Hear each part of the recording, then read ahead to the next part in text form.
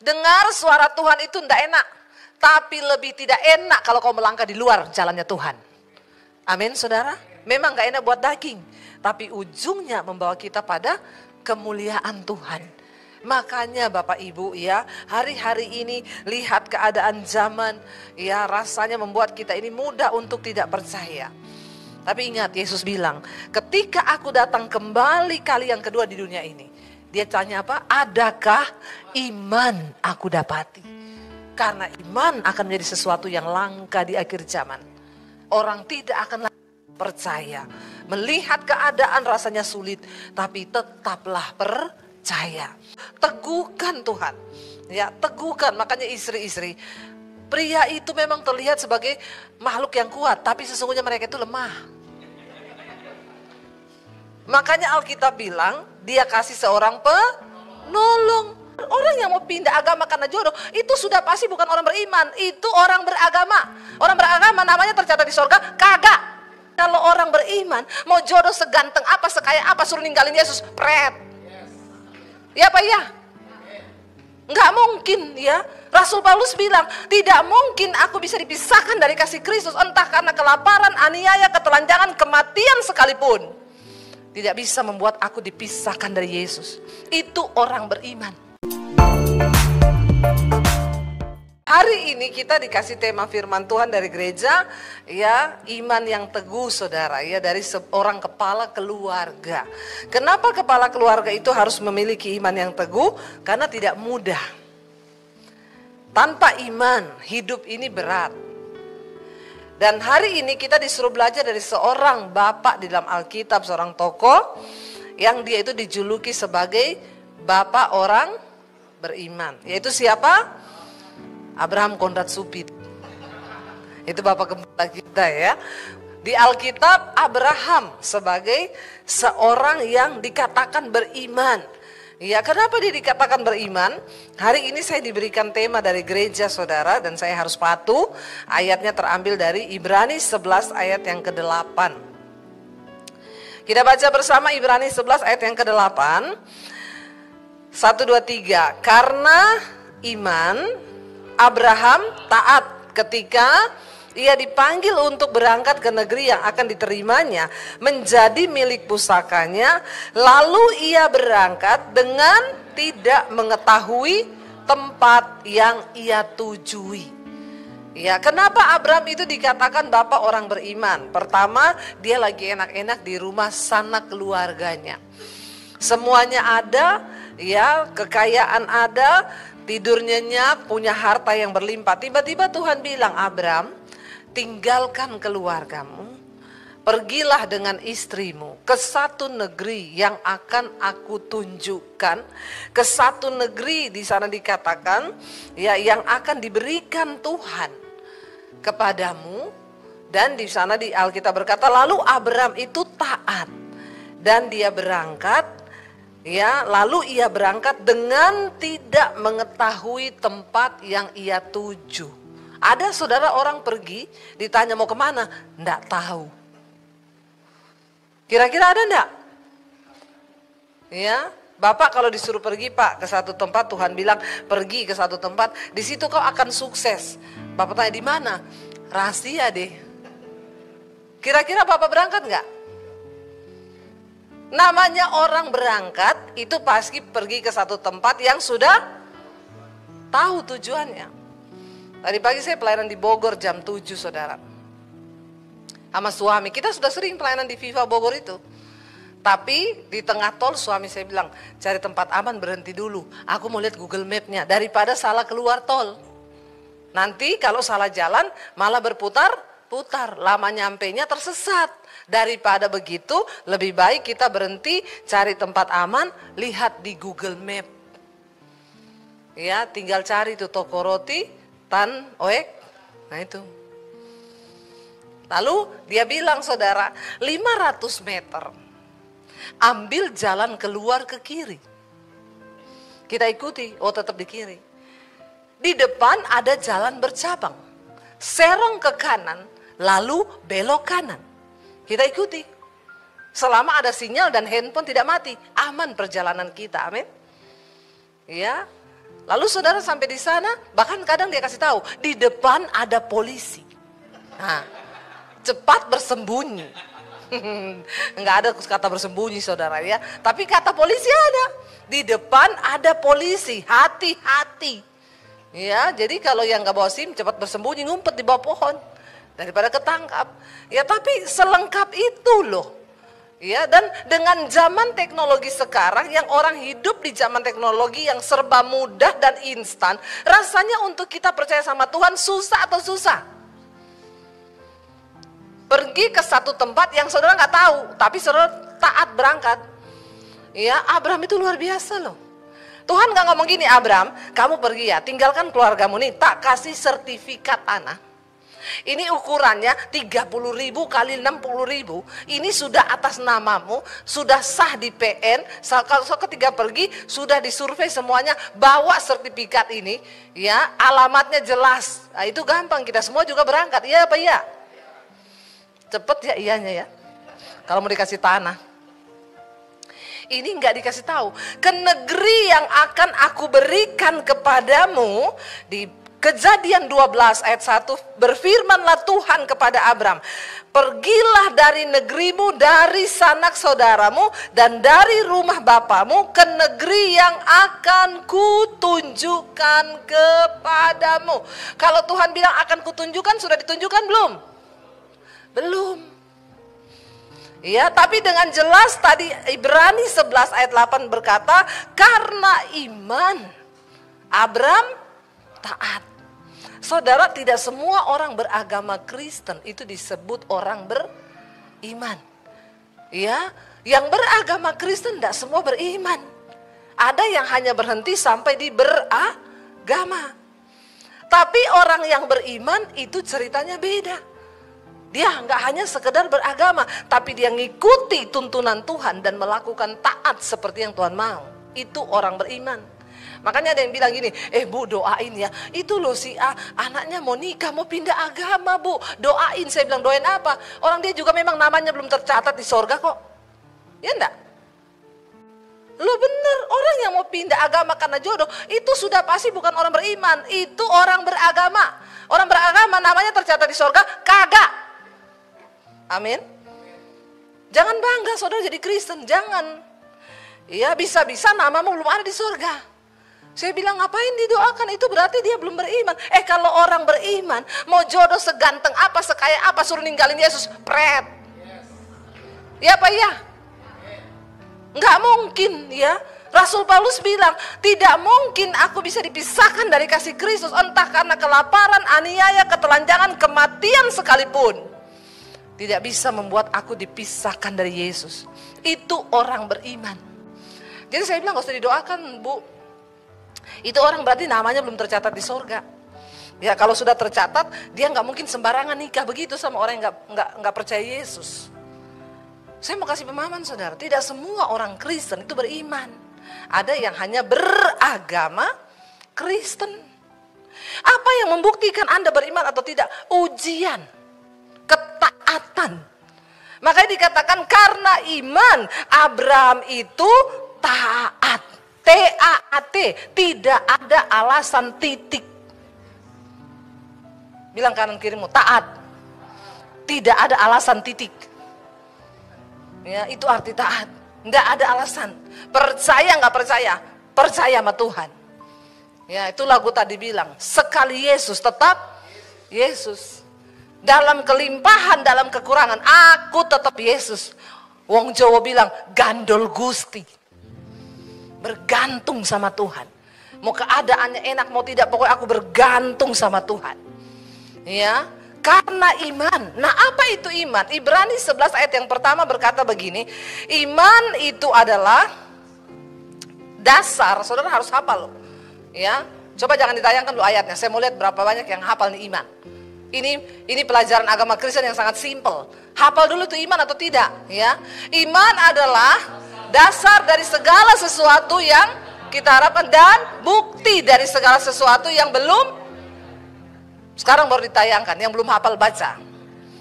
Ya, apa itu iman? Iman adalah dasar dari segala sesuatu yang kita harapkan dan bukti dari segala sesuatu yang tidak kita lihat. Itu iman. Kenapa iman itu menjadi sesuatu yang begitu penting? Dalam iman ada dua unsur yang sangat penting. Yang pertama ada harapan, yang kedua ada bukti. Saya mau tanya, harapan itu sudah terlihat atau belum? Tapi dalam iman saudara harus percaya bahwa itu sudah terbukti. Sulit apa sulit?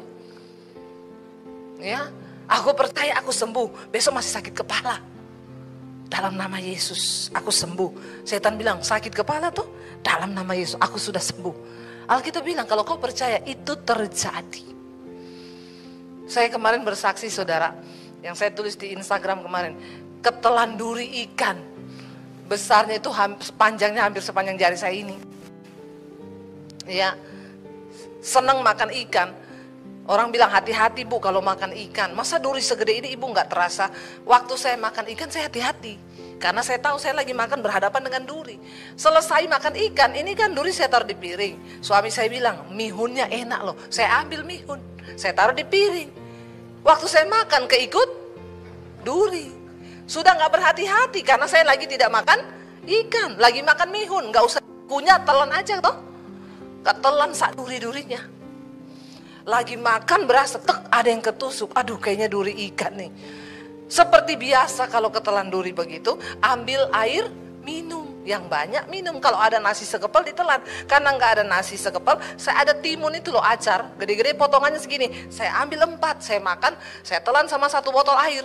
Saya telan klek, biasanya hilang. Saya telan, aduh kok rasanya ketanam di sini. Oh Tuhan, ini pasti bukan duri main-main. Saya bernapas, tarik napas gini udah sakit ketusuk. Saya bahkan bernapas aja nggak berani.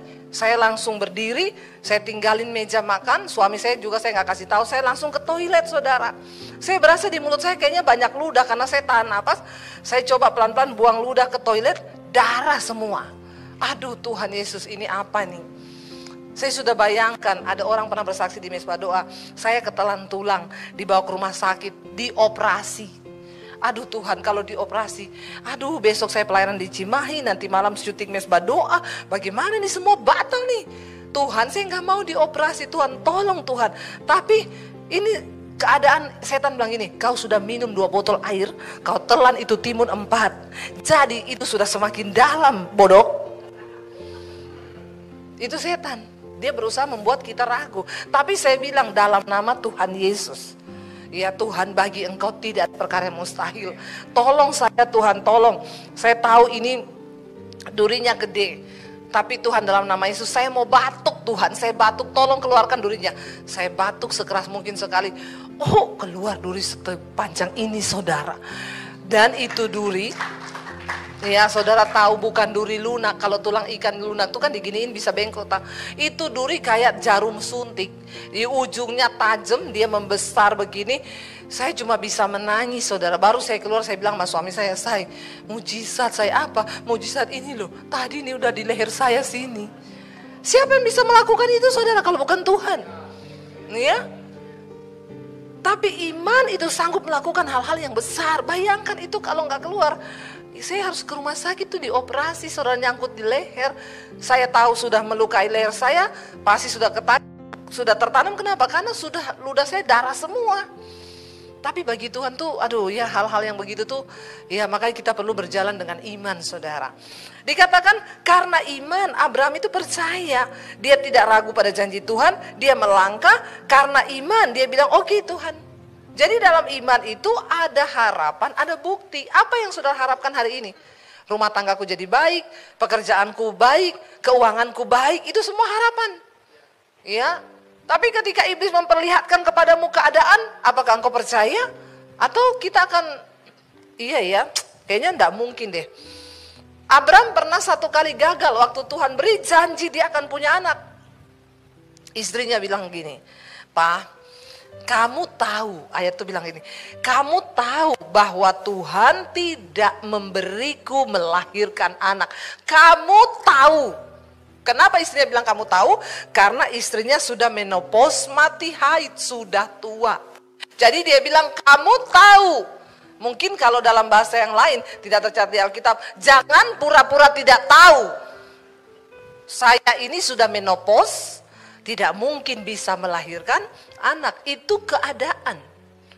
Ya, dan akhirnya istrinya bilang, kayaknya bukan dari aku. Ini setan kalau ngomong, makanya ibu-ibu jangan jadi setan buat suami, amin.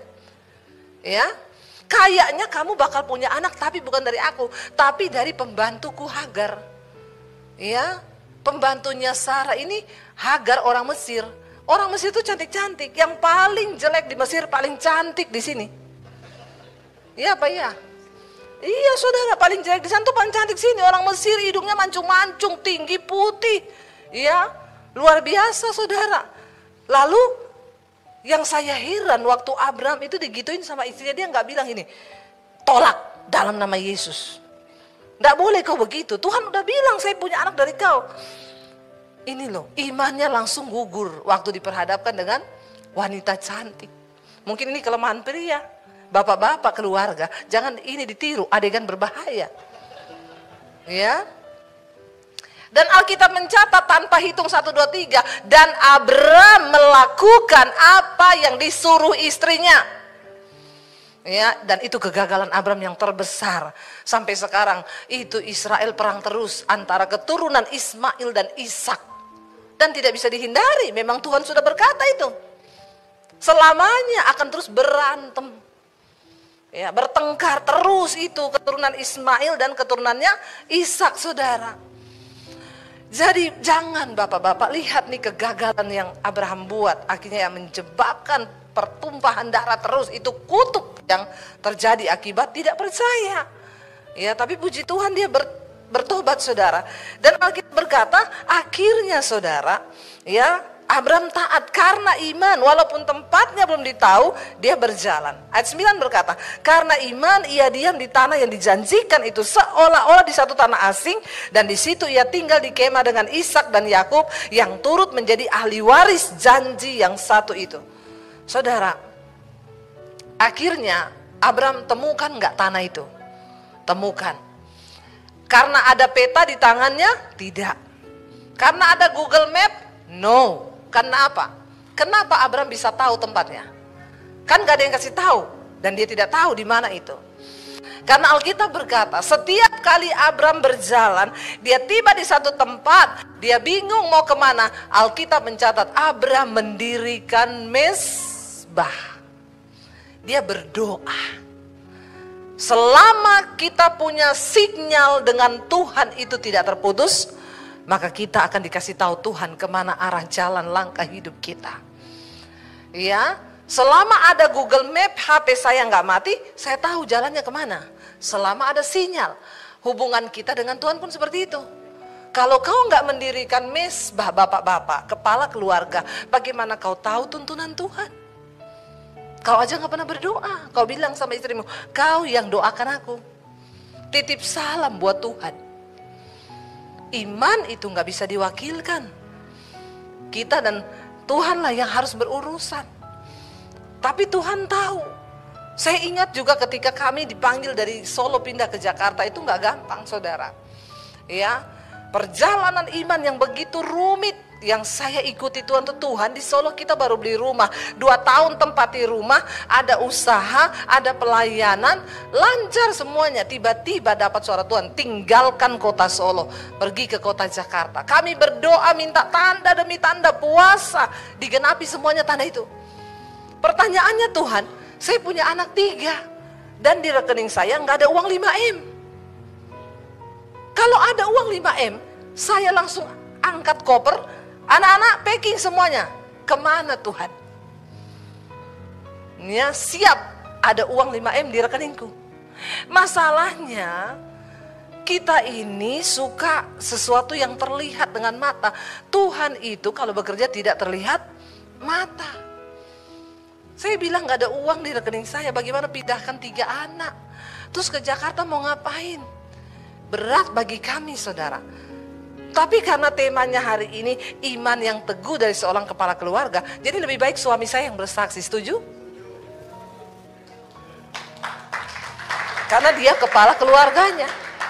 Biar dia cerita apa yang dialami bersama Tuhan. Ya, mari silakan Bapak Daniel. Walaupun hari ini namanya Daniel, bukan Abraham, tapi dia mewakili Abraham. Shalom.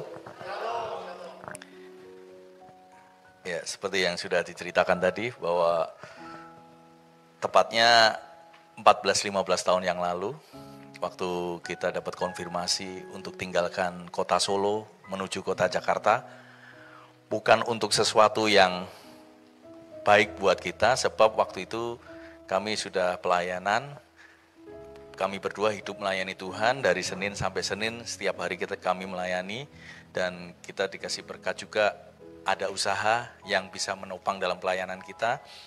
Bahkan waktu itu kita sudah diberi rumah untuk kita tinggal, baru menikmati 2 tahun. Tiba-tiba dalam persekutuan kami dengan Tuhan, Tuhan singkapkan, tinggalkan zona nyaman. Dan kamu akan pergi ke satu tempat yang dimana tempat itu asing buat kita. Saat itu saya berat, saudara, sebagai kepala keluarga, saya bicara sama istri saya gini, kamu mungkin imanmu kuat tapi imanku gak kuat. Ini sesuatu yang baru, di Jakarta bukan tempat yang kecil, Jakarta tempat yang besar, dan bahkan waktu saya berpikir Jakarta kayaknya gak mungkin. Tapi suara Tuhan lewat beberapa konfirmasi hamba Tuhan, itu tergenapi, dan melalui persekutuan kita dengan Tuhan juga digenapi. Tiba-tiba saya bicara, ya udah kita berangkat. Apa yang terjadi waktu kita sampai di Jakarta, semua link ditutup. Semua kenalan kita kayak rasanya kayak ditutup. Kemudian saya sempat protes sama Tuhan, Tuhan kok ditutup semua. Akhirnya singkat cerita 1 tahun kami tidak ada pelayanan. Waktu itu saya belum kenal Pak Iwan. Kalau kenal Pak Iwan saya minta pelayanan sama dia.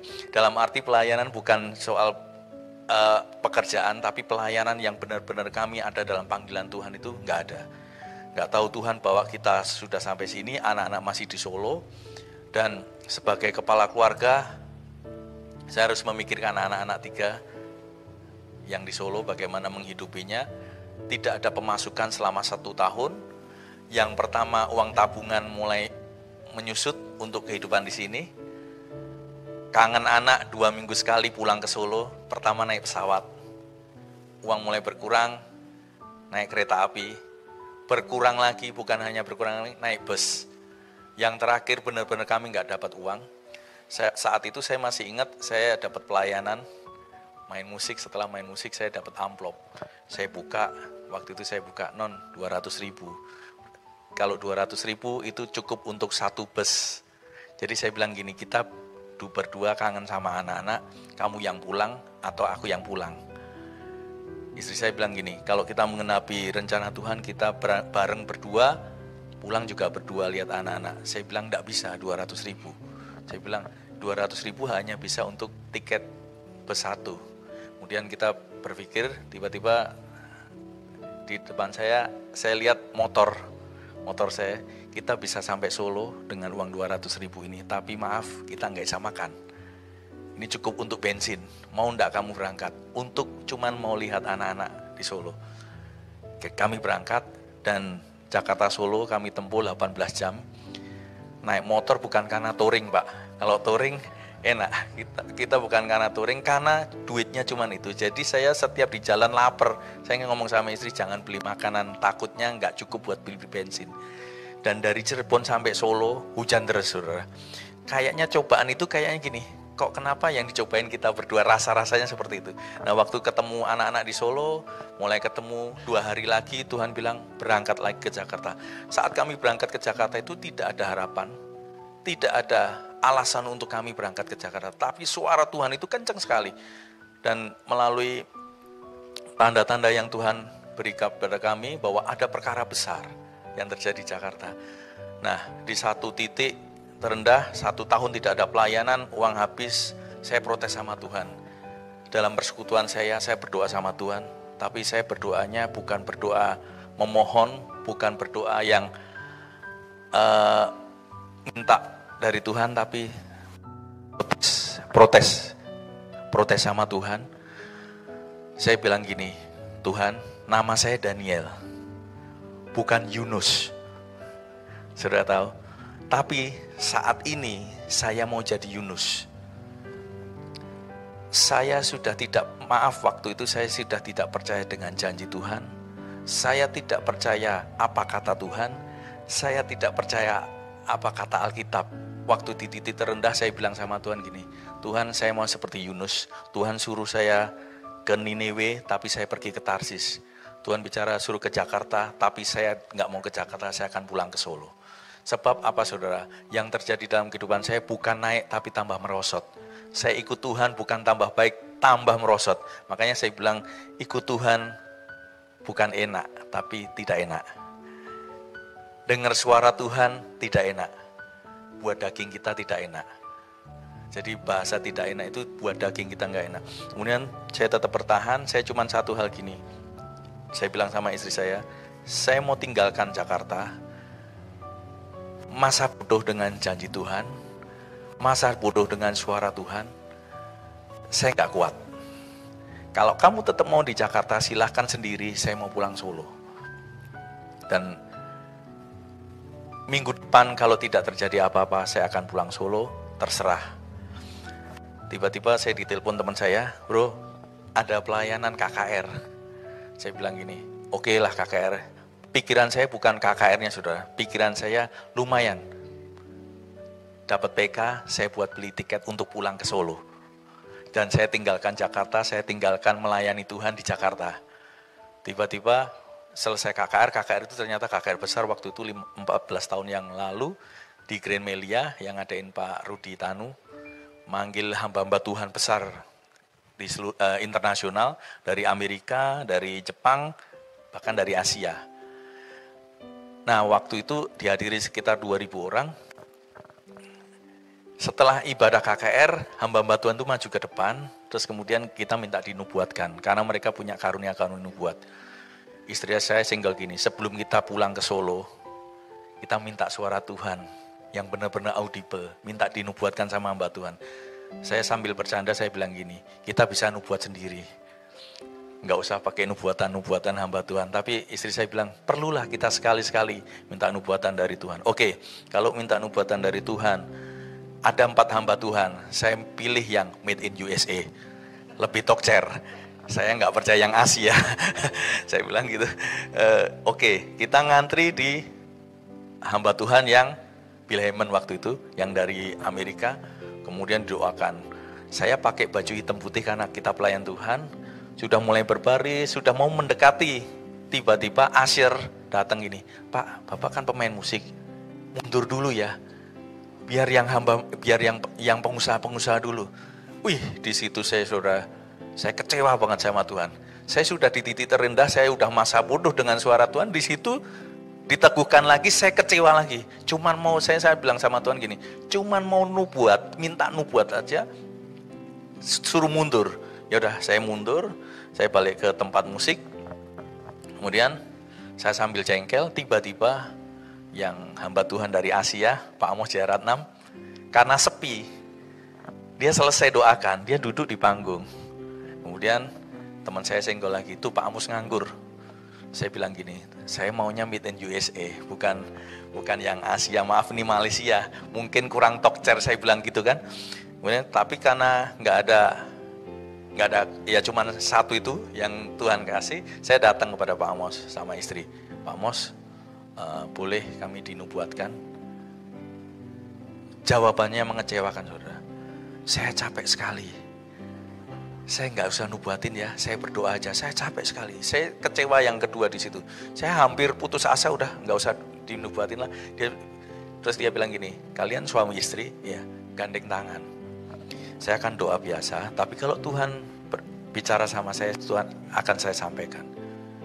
Tiba-tiba waktu dia pegang tangan kami berdua, dia bangkit berdiri. Ada suara Tuhan, kencang sekali. Pak Amos itu langsung tunjuk saya, saudara. Kita ini gak kenal sama sekali dengan hamba-hamba Tuhan ini. Tapi saya percaya itu suara Tuhan. Dia langsung tunjuk saya gini. Kamu baru berpikir manusia siapa yang mau tolong kamu di tempat ini. Itu saudara, itu yang menjadi apa yang dalam benak pikiran saya, itu yang pertama. Yang kedua dia bilang gini, ada perkara yang besar yang akan terjadi di tempat ini. tapi jangan sekali-kali kau mundur dari tempat ini. Padahal saya sudah, itu hari terakhir, saya minggu harus pulang. Terus yang terakhir dia bilang gini, anak-anakmu aku yang pelihara, Tuhan yang pelihara. Bayangkan, saya nggak ngobrol sama hamba Tuhan ini, saya berpikir anak-anak di Solo, tapi Tuhan benar-benar kayak Tuhan tuh ngomong sama saya. Di situ hati saya hancur dan saya bertobat. Waktu itu saya minta ampun sama Tuhan, saya kembali lagi, yes, saya percaya janji Tuhan yang akan terjadi dalam hidup saya. Selesai KKR, saya semangat lagi, begitu istirahat, sampai di rumah. Dan maaf, di Jakarta kami ngekos, Pak. Kami di rumah Solo punya rumah, ada AC-nya, di Jakarta ngekos yang tidak ada AC-nya, tidur di spring bed yang bednya sudah tidak ada. Jadi tinggal springnya aja, jadi kami alami 1 tahun, tapi waktu janji Tuhan itu dinyatakan lagi, kembali iman saya bangkit. Seperti Abraham, walaupun belum terlihat, tapi saya percaya bahwa ada janji Tuhan yang luar biasa. Tapi sempat saya goyang, tapi Tuhan ingatkan. Dan setelah saya menghadapi kehidupan selanjutnya, apakah itu terjadi? Tidak, saudara. Tidak langsung tiba-tiba terjadi, tapi penantian itu sampai 13 tahun saya ragu. Dan saya tetap, apa yang saya lakukan dengan istri, tetap setia melayani. Badai, goncangan, tekanan, fitnahan, apapun kami alami, cuman satu, saya percaya ada janji Tuhan yang besar. Dan 13 tahun itu kami boleh lalui. Bahkan ada satu hal, Bapak rohani saya dulu bilang gini, apa yang kamu tabur itu pasti akan suatu saat akan tuai. Dan waktu taburan itu sudah mulai menuai dan kamu menuainya dan kamu bisa bilang gini, wow. Dan 13 tahun itu saya baru bilang sama Tuhan, wow. Ikut Tuhan. Saya himbau buat Bapak Ibu, apabila saudara menjalani dalam janji-janji Tuhan, ingat Tuhan itu ada. Sampai saat ini Tuhan ada dan Tuhan menyertai dalam hidupmu sampai saat ini. Puji Tuhan, amin. Iya, saudara, itulah iman seorang kepala keluarga.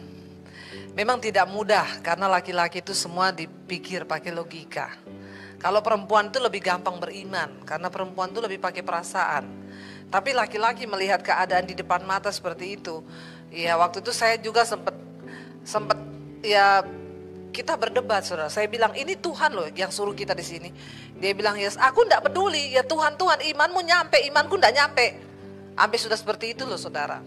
Saya bilang, ya datang sama Tuhan, minta pertolongan Tuhan. Dia itu berpikir cicilan rumah kita di Solo piye.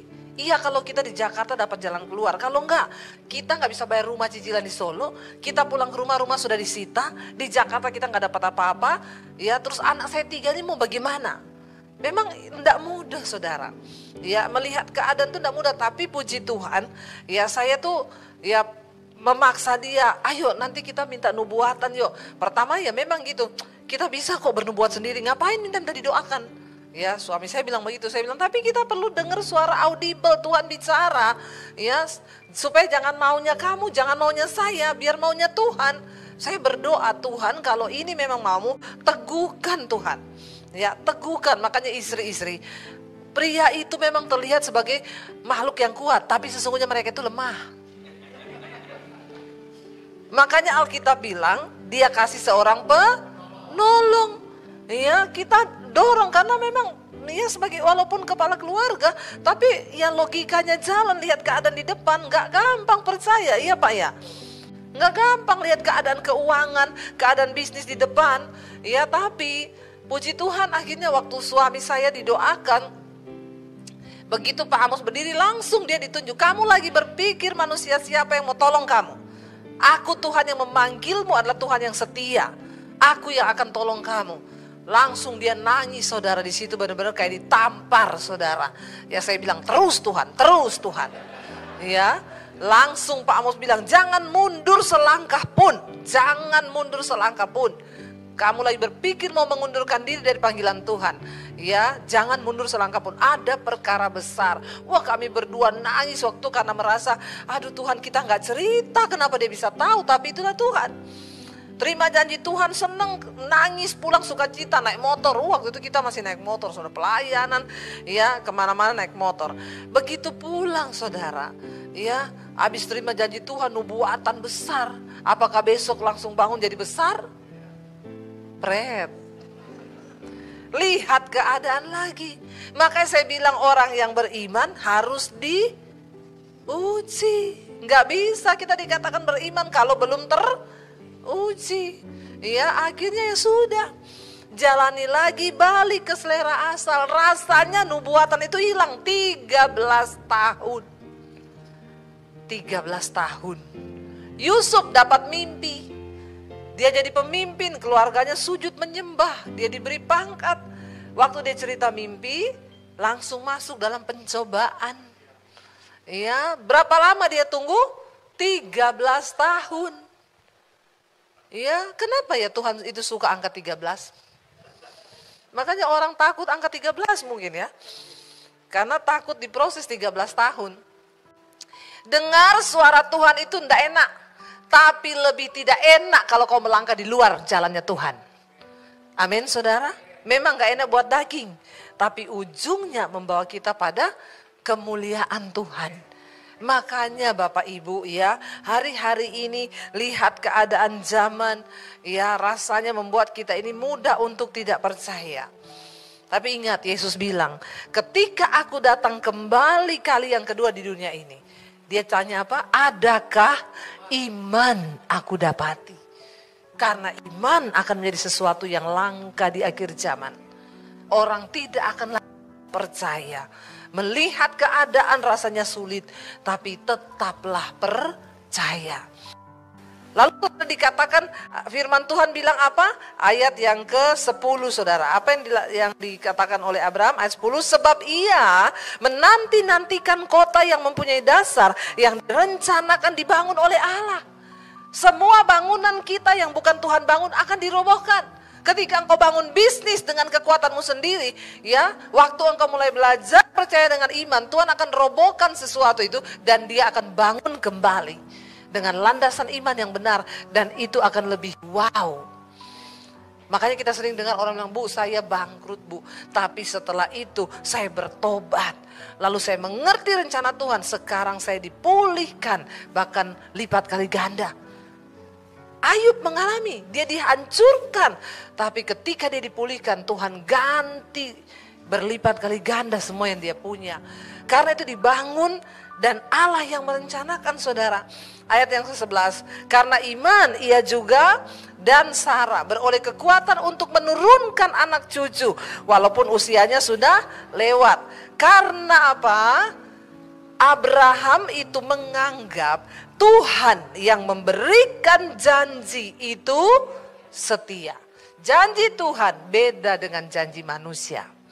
Manusia kalau berjanji, pret. Tapi kalau Tuhan itu setia pasti. Ya, makanya jangan dengar janji manusia. Karena janji manusia, saudara yang ngomong bukan saya loh. Ya, kalau dengar janji manusia, ndak usah masukin hati. Biar tidak sakit. Ya, masukin kuping aja, masuk kanan keluar kiri. Kalau nggak mampet. Ya, jangan masukin hati. Banyak orang kecewa karena janji yang tidak ditepati. Tapi kalau Tuhan berjanji, dia pasti genapi. Ya, seperti Abraham, seperti apa yang saya dan suami alami saudara. 13 tahun penantian dari nubuatan itu. Apa yang kami alami sekarang? Perkara besar itu Tuhan genapi. Ya bahkan ketika kami disuruh bangun sekolah Alkitab, dengan apa kami membangunnya? Tuhan, saya bukan orang kaya, saya bukan orang pintar. Tuhan bilang, aku tidak cari orang kaya, aku tidak cari orang pintar. Aku cari orang yang beriman. Karena hanya lewat iman, semua proyekku di bumi ini akan terlaksana. Waktu itu kami bingung. Ya sampai mau taruh nomor rekening aja di YouTube, Tuhan gak kasih. Tuhan bilang, coba kamu taruh nomor rekeningmu. Aku tidak ikut bekerja.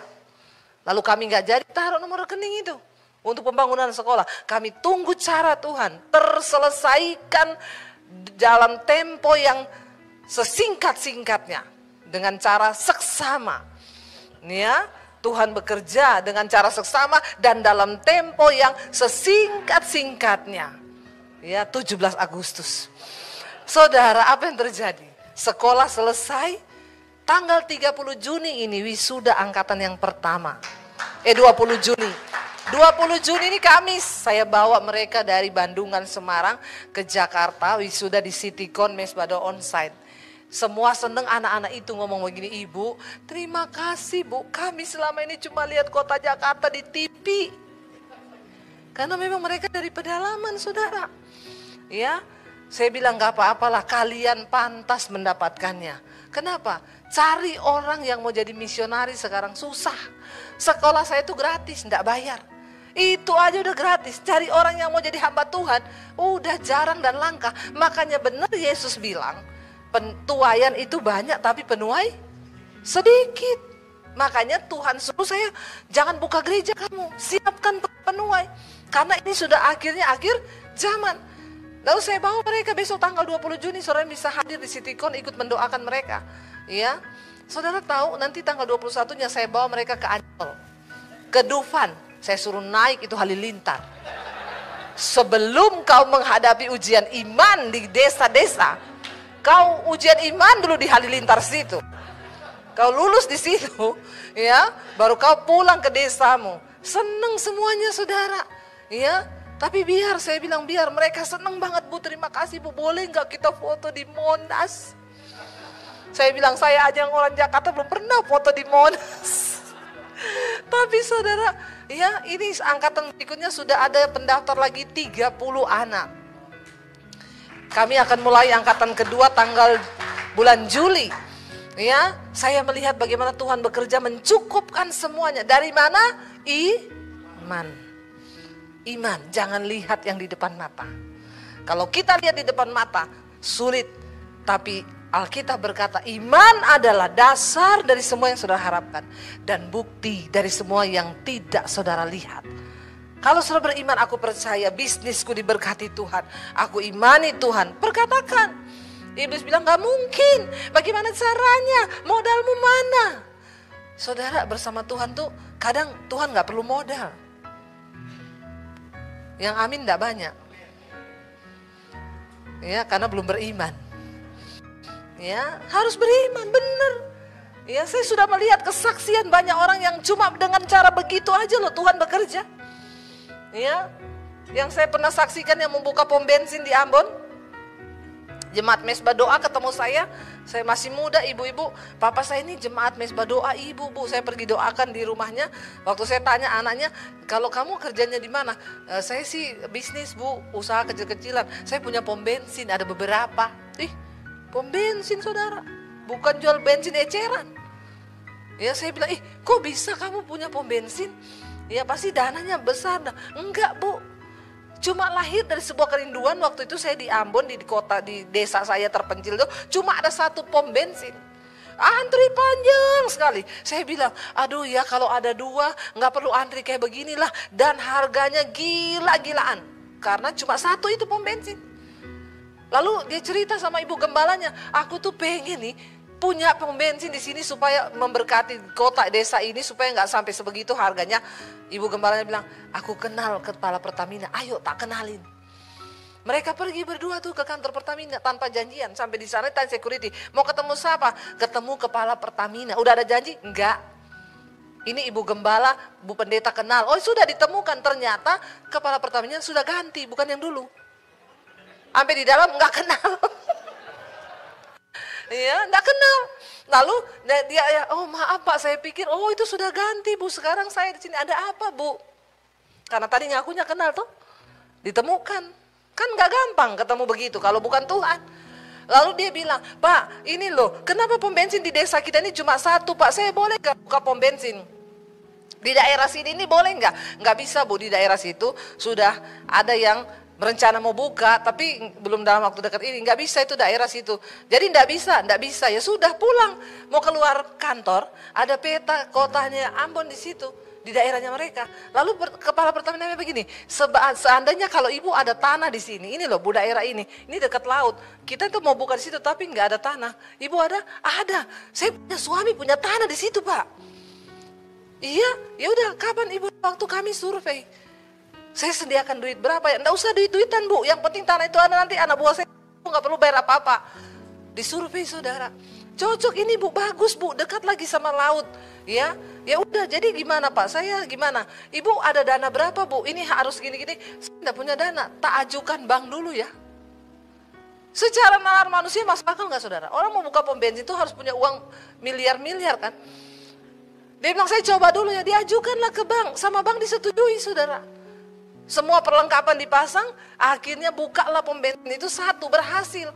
Ditawari lagi sama Pertamina, ibu mau buka lagi nggak satu di tempat sini? Mau, dia bikin sekalian dermaga dekat pelabuhan situ. Untuk kapal-kapal bisa berlayar, pengangkutan datang. Sekarang dia diberkati luar biasa. Ada yang mustahil bagi Tuhan? Saudara, hanya karena dia cinta Tuhan. Dia anak Tuhan yang sungguh-sungguh beriman. Ada begitu banyak kesaksian tentang hal-hal yang di luar nalar logika manusia. Tapi kalau kau tidak pernah membuka kapasitas imanmu dengan Tuhan, tidak mungkin engkau bisa mengalami hal-hal yang luar biasa. Bapak-bapak keluarga, dengar baik-baik. Laki-laki itu diciptakan Tuhan, otaknya itu ukurannya lebih kecil dari wanita. Jadi kalau semua kau pikir dengan otakmu jebol pak, kau perlu Tuhan. Ada hal-hal yang gak usah dipikirkan logika, itu hanya bisa terjadi lewat iman. Karena semua fasilitas sorga bisa turun ke bumi hanya lewat iman. Amin. Saya sudah mempraktekkan itu.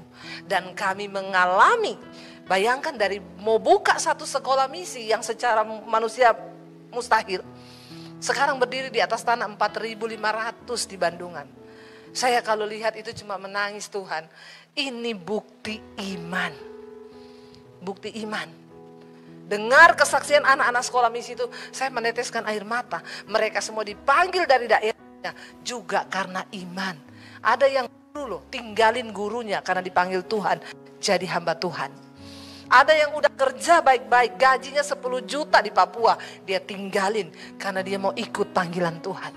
Mereka belajar hidup dengan iman di sekolah Alkitab. Nggak punya uang, berdoa, tiba-tiba ada orang datang ngasih dia duit saudara. Tidak ada yang mustahil. Saya bilang sekarang kamu hidup dengan imanmu itu, percaya, alami Tuhan. Amin Bapak-bapak. Sebagai kepala keluarga, capek kau hidup dengan otakmu sendiri. Capek, bahkan banyak yang kena stroke. Benar. Tapi andalkan Tuhan. Karena kita manusia terbatas. Alkitab bilang, terkutuklah orang yang mengandalkan kekuatannya sendiri, yang mengandalkan kepintarannya sendiri. Tapi diberkatilah orang yang kan Tuhan. Berhasil itu bukan hanya bicara tentang kaya loh. Kita hilangkan dulu konsep dari keberhasilan orang dunia itu. Ya, orang selalu menilai keberhasilan itu kaya. Menurut saudara berhasil itu apa? Sebelum kita membahas lebih jauh, ya, berhasil karena Tuhan, ya, keberhasilan dari Tuhan. Kalau kita bahas tentang berhasil, tapi konsep kita berhasil dalam hidup itu adalah kaya, maka kita ya pasti salah, semuanya salah. Dari kecil, kenapa sih semua orang pemahaman tentang keberhasilan, kesuksesan itu kaya? Karena orang tua tuh dari kecil juga sudah ajarin kepada anaknya. Pokoknya kamu harus jadi anak yang berhasil. Uangmu banyak, punya rumah banyak. Iya Pak ya. Jadi kita semua perlu bertobat. Amin. Ya, buang dulu konsep itu. Sehingga ya ketika kita berbicara tentang sesuatu, ya kita nggak salah. Bagi saya keberhasilan dalam hidup ini adalah ketika kita melakukan kehendak Tuhan dalam hidup kita. Orang mau kaya sekaya apapun, waktu dia mati menghadap Tuhan, ditanya sama Tuhan, selama kamu hidup di dunia, apa yang sudah kamu dapat? Apa yang sudah kamu raih Mungkin dia akan berkata, saya jadi direktur, saya punya perusahaan 4, saya owner, saya punya pabrik, perusahaan saya punya pekerja 1.000, 2.000, 30.000. Tapi Tuhan akan berkata itu semua, ya tidak ada arti apa-apa, kamu telah gagal. Kenapa saudara? Karena keberhasilan dalam hidup seseorang itu adalah ketika kita ini melakukan kehendak Tuhan. Itu yang benar, jangan diputar balikan. Buat apa orang kaya kalau nggak hidup melakukan kehendak Tuhan? Tuhan nggak akan tanya kok. Ya, tapi pemahaman kita dari kecil kita ajari ke anak kita, kamu harus berhasil ya, sekolah yang pinter. Makanya anak dari kecil udah di les matematika, les Inggris, les bahasa, les Jerman, les Prancis, les Mandarin, ya, les matematika, les fisika. Akhirnya anaknya stres. Karena pemahaman kita sukses berhasil ketika kita bisa meraih semua yang kita inginkan di dunia ini. Ya, ketika orang diberkati Tuhan, kaya berkelimpahan, tapi dia nggak melakukan kehendak Tuhan, dia kaya bagi dirinya sendiri, dia nggak menjadi berkat, ya itu juga engkau gagal, engkau nggak berhasil. Walaupun di pandangan manusia dia berhasil. Kalau bagi sebagian orang berpikir keberhasilan itu punya ketenaran, punya uang, ya nggak mungkin lah artis-artis terkenal mati bunuh diri. Mereka gagal. Apa yang membahagiakan manusia, apa yang membuat kita itu berhasil di mata Tuhan, waktu kita melakukan apa yang Tuhan mau. Di dalam Alkitab, ya orang-orang yang berhasil dalam hidup mereka adalah orang-orang yang dicatat menggenapi rencana Tuhan. Ya, bukan soal kayanya. Rasul Paulus bilang, aku ini kenyang dengan penderitaan. Setiap hari aku berada dalam bahaya maut. Aku tahu apa itu kekurangan. Aku ini mau dibunuh, aku karam kapal, aku dipenjara. Tapi apakah Rasul Paulus berhasil? Berhasil, karena sampai pada akhir hidupnya dia justru mati karena nama Tuhan. Berhasil nggak di mata Tuhan? Berhasil. Ya, berhasil Bapak Ibu. Nah, kita akan sama-sama belajar supaya tidak salah konsep kita. Saya pengen dulu membenarkan tentang apa itu berhasil, ya. Baru kita bisa bicara tentang keberhasilan dalam hidup ini. Firman Tuhan dari tema yang diberi adalah 2 Korintus 4. Kita baca ayat yang pertama. Ayat pertama sampai ayat yang ke-6 dulu. Judul perikopnya harta rohani dalam bejana tanah, ya. Kita baca 1, 2, 3. Oleh kemurahan Allah kami telah menerima pelayanan ini, karena itu kami tidak tawar hati. Ayat 2. Tetapi kami menolak segala perbuatan tersembunyi yang memalukan. Kami tidak berlaku licik dan tidak memalsukan firman Allah. Sebaliknya kami menyatakan kebenaran, dan dengan demikian kami menyerahkan diri kami untuk dipertimbangkan oleh semua orang di hadapan Allah. Ayat 3. Jika Injil yang kami beritakan masih tertutup juga, maka ia tertutup untuk mereka yang akan binasa. Ayat 4.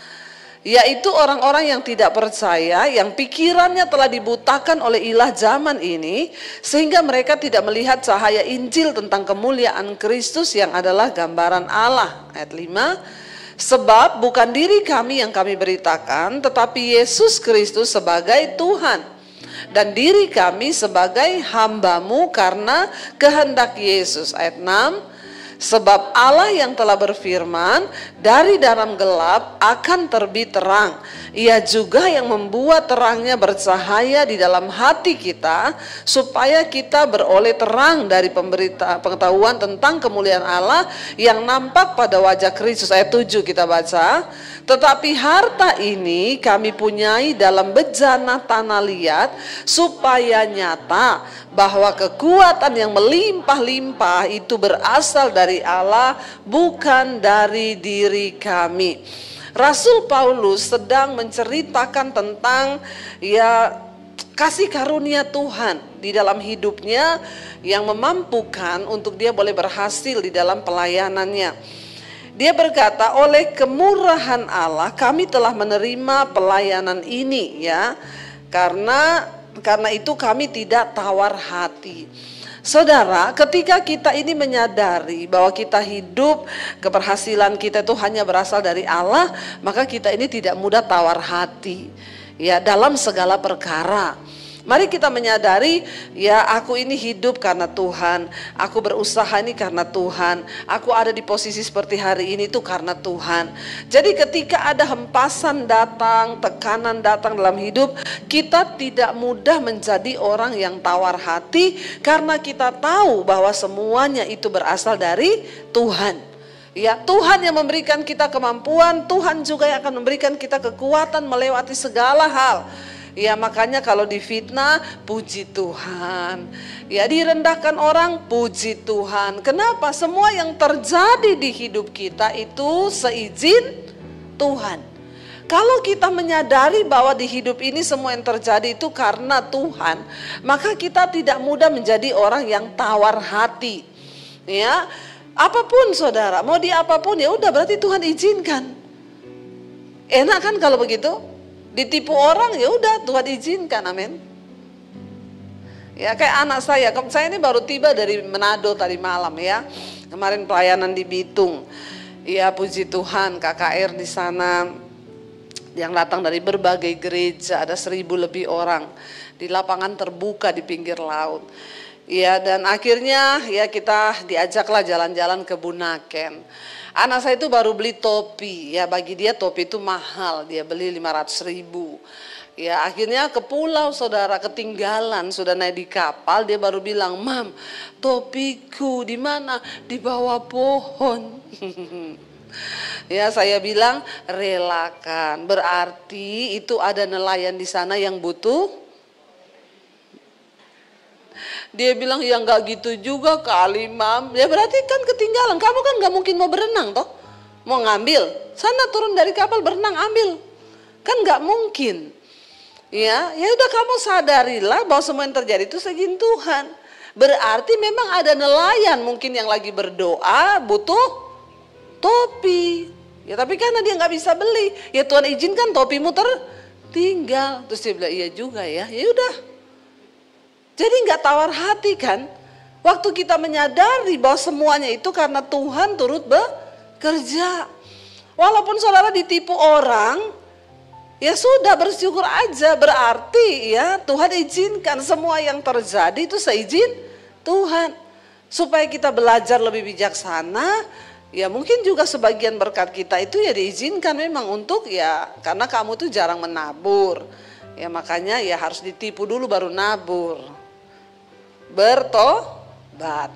Saudara, orang yang mengetahui dan merasakan dan percaya bahwa semua yang terjadi di hidupnya itu karena anugerah Tuhan, itu nggak gampang tawar hati. Makanya Rasul Paulus berkata, oleh kemurahan Allah kami telah menerima pelayanan ini. Karena itu kami tidak tawar hati, sebab semua hanya karena kemurahan Tuhan. Dalam segala perkara, mau apapun itu. Ya percaya, sekalipun engkau anggap engkau dirugikan, percaya itu pun seringkali adalah karena kemurahan Tuhan. Kan kita percaya dalam segala hal Tuhan turut bekerja. Dalam segala perkara, bukan hanya yang baik tetapi juga yang tidak baik. Ya itu juga kemurahan Tuhan. Makanya banyak orang itu bersyukur. Oh iya ya saya bersyukur. Saya tuh kemarin saudara di Manado ketemu dengan seorang ibu ya, dan saya sempat wawancara dia, nanti ada kesaksiannya di channel saya. Lalu dia cerita saudara, dia bilang Bu Debbie saya tuh ada sampai hari ini tuh hanya karena kemurahan Tuhan. Saya tuh dulu pernah di penjara Bu. Ya saya ini cita-cita hidup saya adalah saya mau jadi mafia wanita. Ya saya mau dikenal sebagai preman wanita, mafia wanita yang terkenal. Ada orang ya punya cita-cita begitu ya. Ini mesti orang gila. Saya bilang ibu pasti gila ya Bu. Ya iya kenapa ternyata dia seperti itu. Karena waktu sejak dia itu dilahirkan, dia ditertolak. Papahnya itu gak mau anak perempuan, maunya anak laki-laki. Ya jadi dia bilang sama istrinya, saya tuh gak suka anak ini. Kamu jangan pernah kasih dia minum susu, kasih air putih biasa saja. Bayangkan ya, ada loh bapak itu juga yang punya hati seperti itu ya. Ternyata di luar sana itu hidup itu ya begitu. Lalu dia bilang karena papa saya menganggap saya ini bawa sial, ya dari masih bayi lahir sudah dianggap bawa sial. Anak ini usia 4 bulan, bener papanya itu punya kapal, tenggelam kapalnya. Tambah lagi dia bilang memang benar pembawa sial. Itulah orang ya, padahal karena dia imani, makanya terjadi. Apa yang diimani itu terjadi. Dia tuduh anaknya ini bawa sial, anak itu usia 4 bulan, kapalnya tenggelam. Ya benar, dia bilang memang benar kamu bawa sial. Lalu ibu ini ya saudara bisa bayangkan, jadi orang yang terlahir tertolak, dianggap bawa sial, ya enggak mungkin dia menikmati kasih sayang kan. Kalau bisa aku siksa kau. Jadi dia kepahitan hidup, dipukulin dan lain sebagainya, sampai akhirnya dia berpikir menikah adalah tempat pelariannya. Usia 17 tahun dia memilih untuk menikah. Bayangkan dalam keadaan terluka, sakit hati, nikah untuk pelarian. Kira-kira rumah tangganya bahagia atau kacau balau? Kacau balau lah. Ya, orang karena pelarian dia tidak mau tinggal dengan orang tuanya terus, ya umur 17 tahun dia menikah.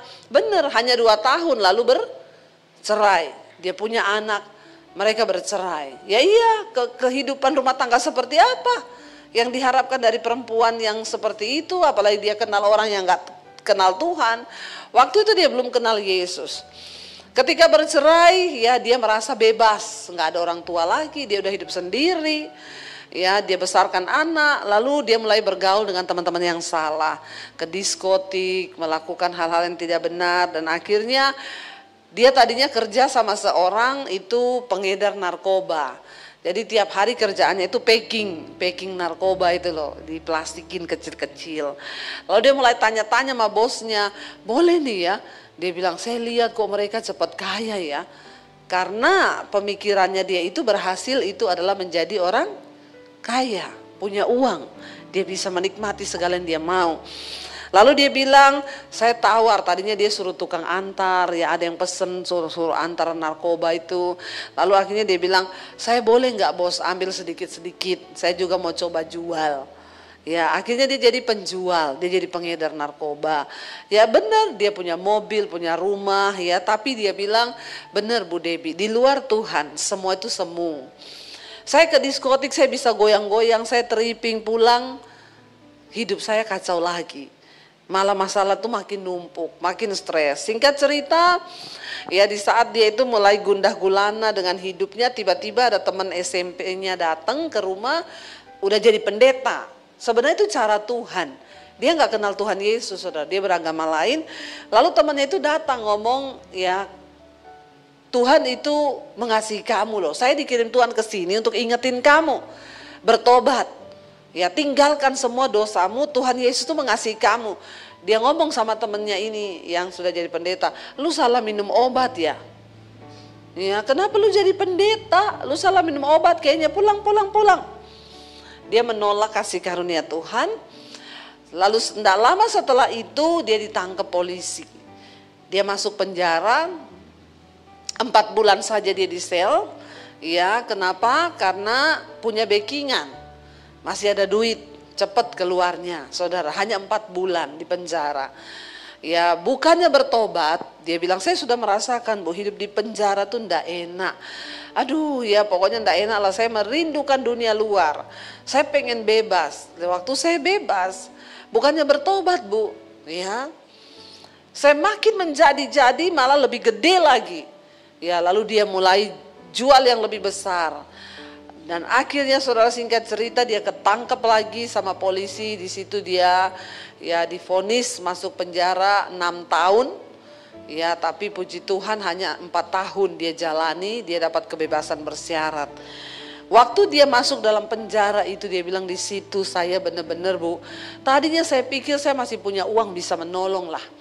Ya jual mobil, jual rumah untuk coba membebaskan dia dari penjara, ternyata tidak bebas juga.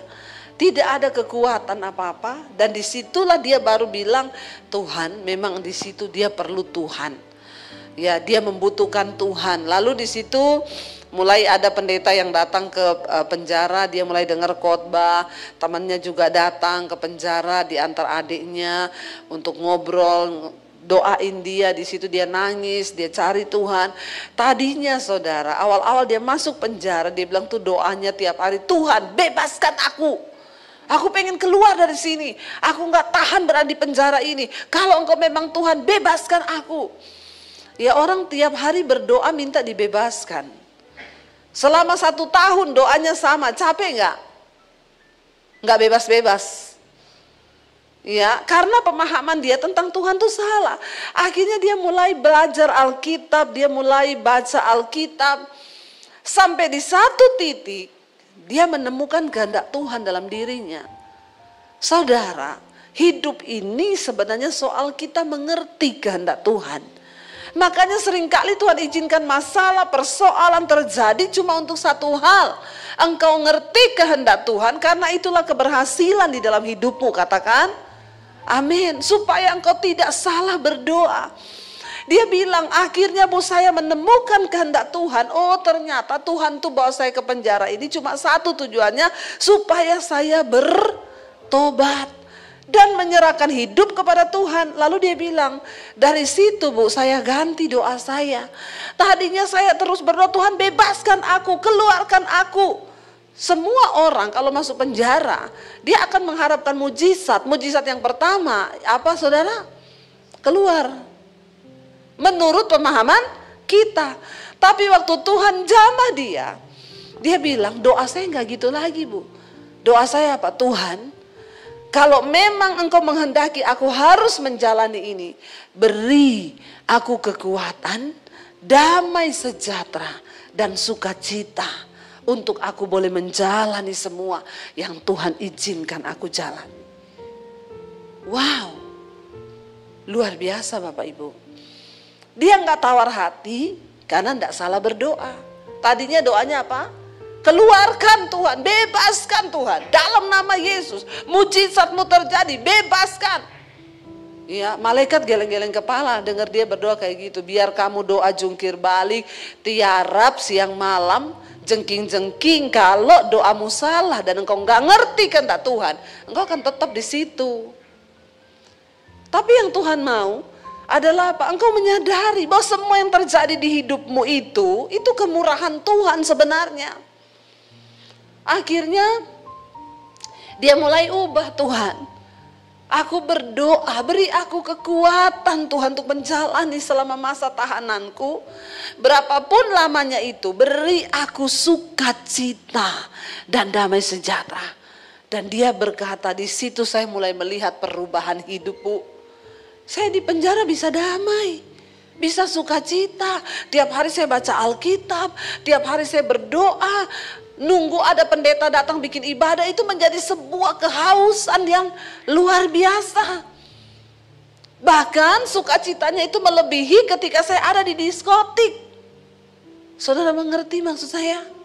Waktu orang menemukan kehendak Tuhan dalam hidupnya, ya, berbeda semuanya. Jadi makanya selalu saya katakan kepada anak-anak Tuhan, stop engkau berkata Tuhan ambil masalahku, tarik masalahku ini. Engkau harus mengerti apa maksud Tuhan di balik semua masalah itu. Waktu engkau tahu, maka engkau akan bersyukur.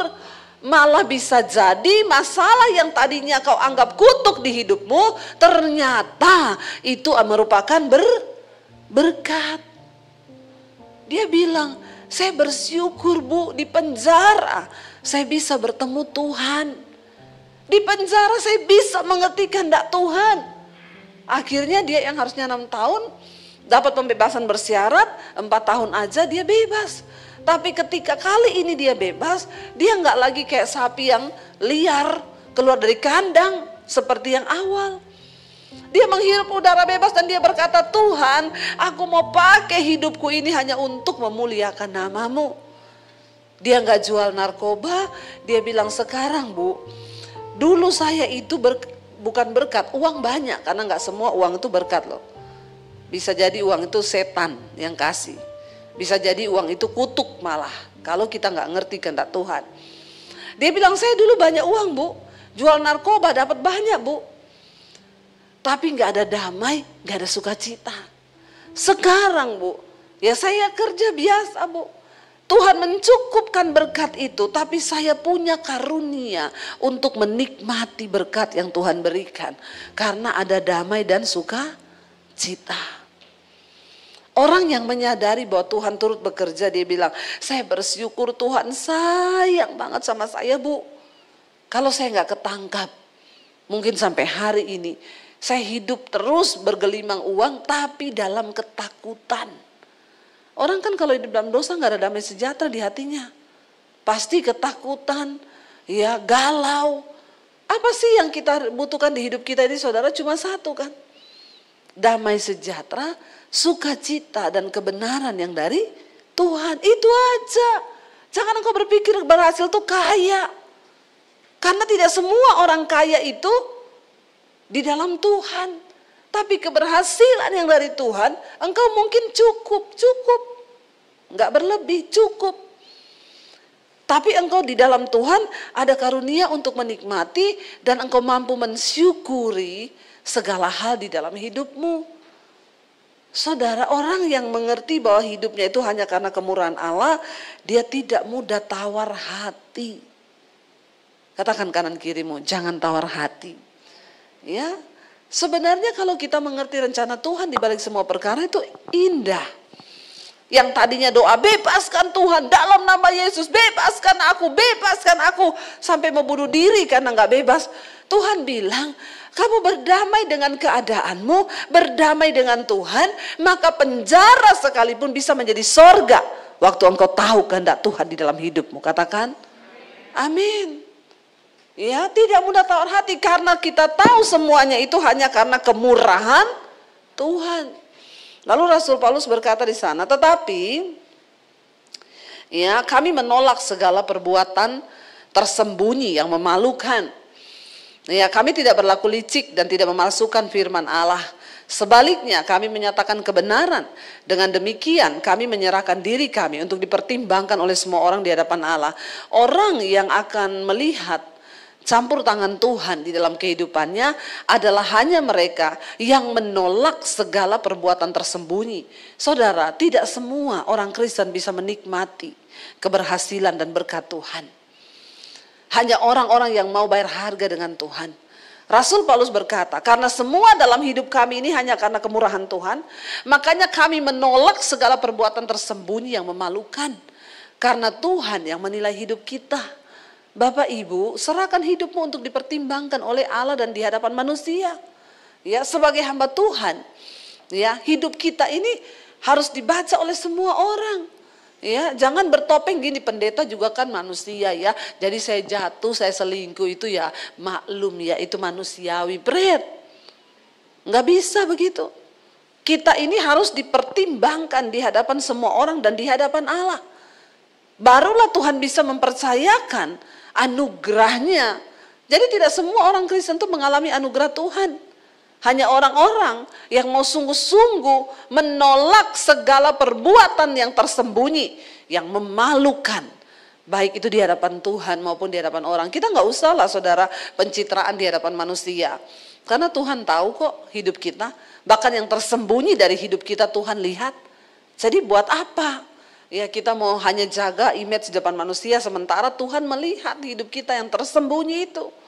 Lalu ayat yang berikutnya dikatakan di sana, ya, jika Injil yang kami beritakan masih tertutup, maka ia tertutup untuk mereka akan binasa. Bagi Rasul Paulus dalam pelayanannya, dia juga mengalami penolakan.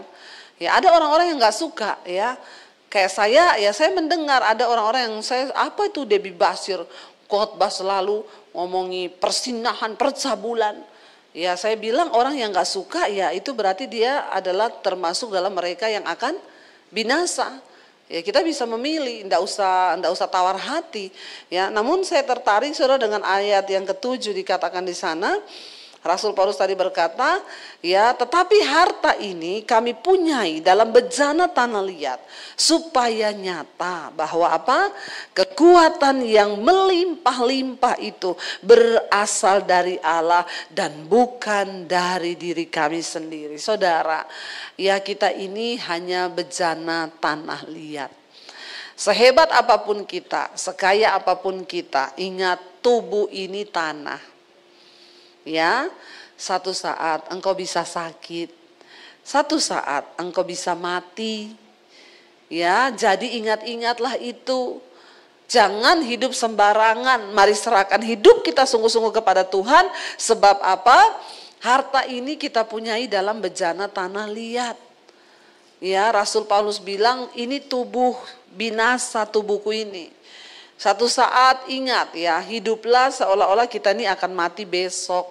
Kalau kita semua berpikir besok aku mati, maka ya hari ini pasti hidup kita akan lebih baik lagi. Ingat, kita ada di dalam bejana tanah liat. Ya, sehebat apapun hartamu, sehebat apapun kedudukanmu, ingat engkau hanya tanah liat. Kita semua terbuat dari tanah, tapi jenis tanahnya beda. Ya, kalau orangnya suka apa ya, berantem, ya maka dia terbuat dari tanah sengketa. Ya, itu sudah pasti. Ya, kalau tukang belanja terus itu dibuat dari tanah abang mungkin ya. Jadi ya hati-hati ya, kita ini hanya dibuat dari tanah. Kalau orang terlalu sombong ya mungkin dibikin dari tanah tinggi. Ya, macam-macam kan? Ya, jadi tapi itu hanya tanah. Kenapa Tuhan selalu ingat kita hanya tanah liat. Satu saat akan berakhir. Nafas hidup kita akan berhenti, jantungmu akan berhenti. Jadi ingat itu. Makanya ada bapak-bapak yang konseling sama saya, Bu, saya ini jatuh terus bersinah gini-gini. Ya wis, Bapak ingat aja. Kalau mau bersinah lagi masuk hotel, ingat Pak, lagi bersinah Tuhan bisa bikin jantungmu stop. Ya, ya udah, Bapak pilih aja masuk neraka, masuk surga atau masuk koran. Ya, mau matinya masuk koran enggak? Ditemukan jenazah lagi bersinah di hotel. Mampuslah kau, binasa. Dia bilang, astaga, saya salah konseling ini. Ya, iya memang harus digituin orang-orang itu karena kadang nggak tahu diri. Kamu itu hanya dari tanah. Ya, satu saat bisa berhenti. Kenapa dibilang harta ini kami punyai dalam tanah liat, dalam bejana tanah liat, supaya nyata nafasmu, kekuatanmu, hari ini kita bisa bangun pagi, semua yang ada pada diri kita itu berasal dari Tuhan saja, bukan dari diri kita sendiri.